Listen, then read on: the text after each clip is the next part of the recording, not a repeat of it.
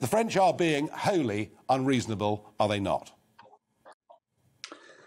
Well, I think it's very difficult to explain what's happening at the moment in fishing terms alone. This seems to have more to do with the electoral cycle in France than the fishing issue. I mean, Brexit has been a disaster for most of the British fishing industry. Most fishermen are facing reduced fishing opportunities this year compared to when we were in the EU. And trade, of course, is automatically more difficult. And now we have, in addition to restrictions in trade, we've got these threats coming from the EU. I completely agree that these are unreasonable, belligerent noises coming from France.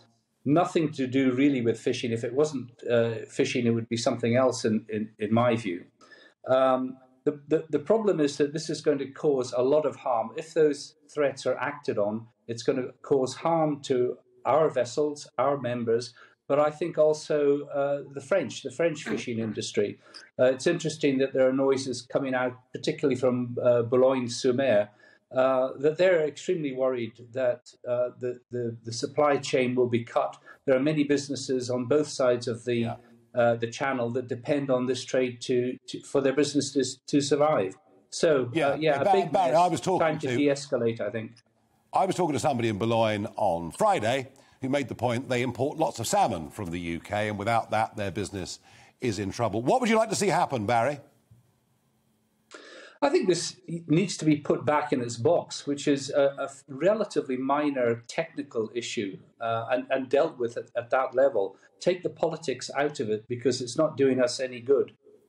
Well, if we could, that would be a good idea, but I do suspect your first answer was the right one. This is to do with other factors, such as the French presidential elections coming up next year and his loathing of Brexit.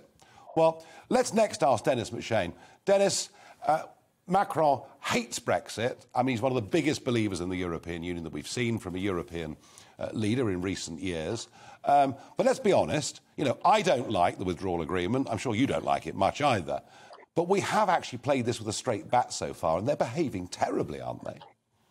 The withdrawal agreement was a disaster, not just for British fishing communities, as Barry said, but so many other small and medium-sized enterprises. But it is what people said they voted for, and the fishing community was very powerful in arguing to quit the European Union. Yes. But the good news tonight is I can smell, I'm an old politician, I can smell something you've never liked, Nigel, entirely to your honour, and that's called compromise. Oh, a sellout, you mean? A compromise. Appeasing Macron. That's what you mean, isn't it? No. On the contrary, it's technically the town councillors in Jersey, but obviously it's come from the government, have issued 49 new licences. They already said they'd issued them before, but now they're going to be applied instantly. Temporary licences. Well, everything's temporary. French have a wonderful phrase that the only thing that lasts forever is the provisional. So very sensibly, HMG is saying calm this down. Secondly, we're agreeing to negotiate under the auspices or chairmanship of the European Union with the French to try and find a solution. Because I do agree very, very much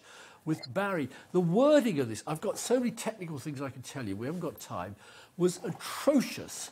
Very badly worded. You've got a nice guy called David Frost. He worked for me. I liked him very much. He wouldn't know one end of a fish from another.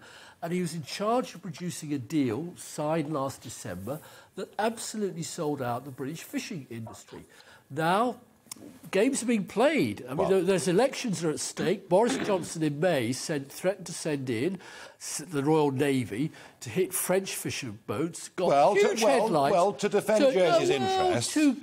And Dennis, let's be fair, the sellout of the fishing industry started back in the 1970s.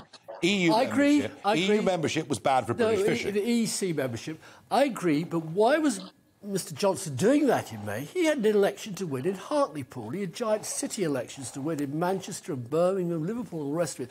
I've got a little map here. I don't know if it can appear on screen, so it's only a Google map. That's all right. Here you've got the Channel Islands fishing area. They're called the Ile Normande in French, Normandy Islands. As you can see, they're a long way away from England.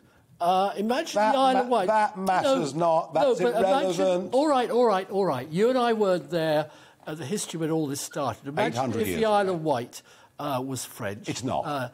But we've got scores of small French family fishing boats, not giant trawlers that go out into the Atlantic and catch our cod, mainly owned by foreigners now. Now, there's been an absolute problem with people playing games, I think, all around the park. I'm not excusing the French.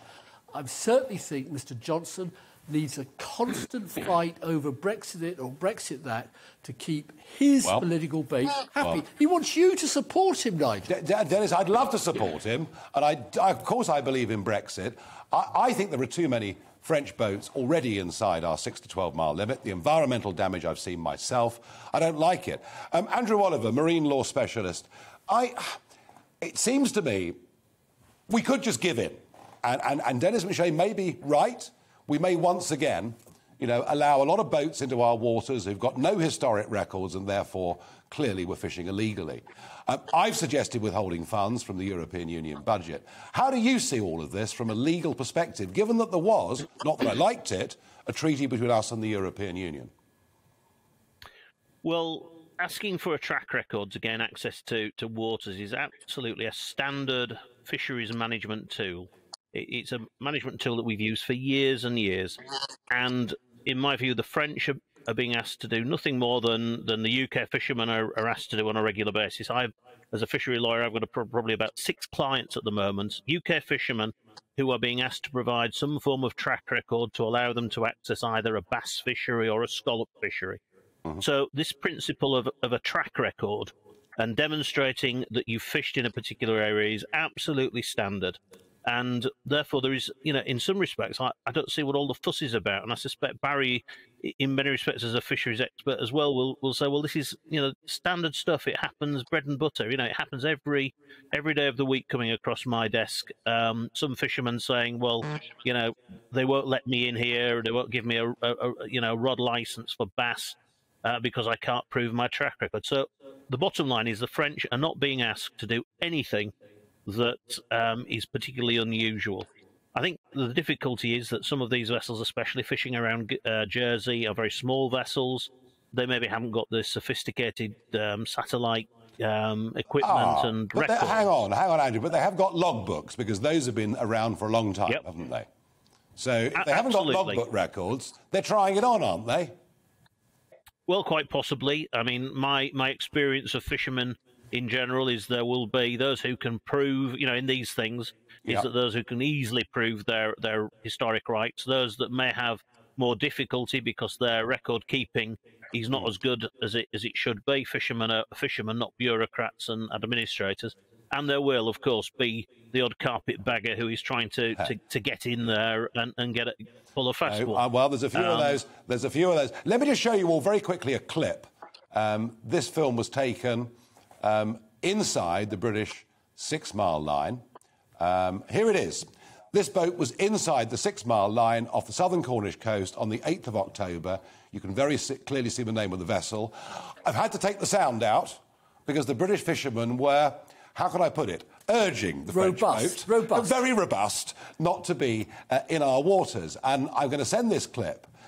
This is going to go to the Fisheries Minister, George Eustace, because if they're impounding our boats, it's about time we acted. Gentlemen, thank you all very much for joining me on this debate, and we'll come back to this at some point before long.